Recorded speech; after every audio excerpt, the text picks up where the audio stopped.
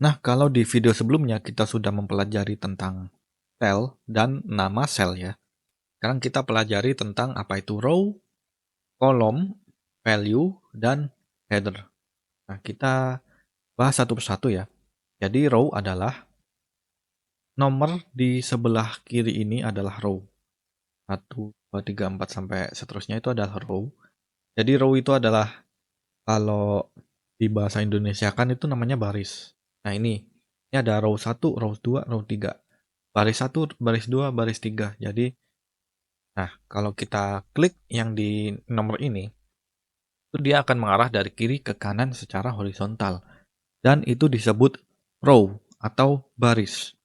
Jadi dari kiri ke kanan ya, kiri ke kanan itu namanya row. Sedangkan yang dari atas ke bawah, ini namanya kolom. Kolom 1, kolom 2, kolom 3. Bahasa Indonesianya kolom 1, 2, 3 gitu ya.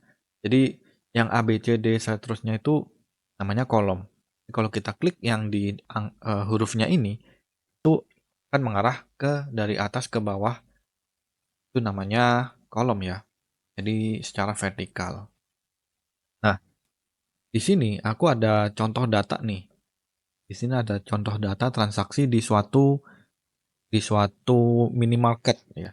Nah, jadi dari kiri ke kanan ini row ya. Kiri ke kanan ini row.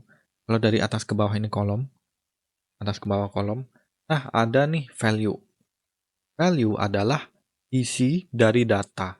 Isi dari data tiap kolom. Jadi, tiap kolom kan ada fungsinya masing-masing ya. Misalnya ini, transaction ID itu ada nomor ID misalnya. Quantity itu ada jumlah pembelian. Price itu adalah harga dari pembelian. Dan seterusnya. Jadi, misalnya price dan di sini ada 18.000, maka 18.000 ini disebut value atau nilai kalau bahasa Indonesianya ya. Nah, lalu yang keempat, itu ada header. Header adalah judul dari tiap kolom di sini. Nah, transaction ID, quantity, price, total amount, product ID, dan kategori itu namanya header. Jadi, judul tiap kolom. Oke, sampai sini dulu, kita next ke video selanjutnya.